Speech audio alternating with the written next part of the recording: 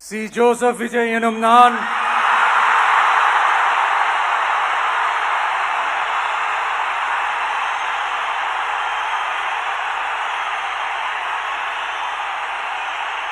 சட்டப்படி அமைக்கப்பெற்ற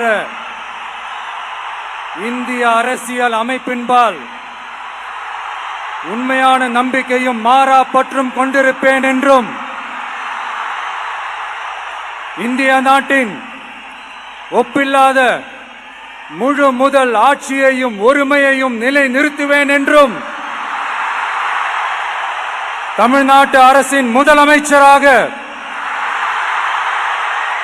உண்மையாகவும் உளச்சான்றின்படியும் என் கடமைகளை நிறைவேற்றுவேன் என்றும்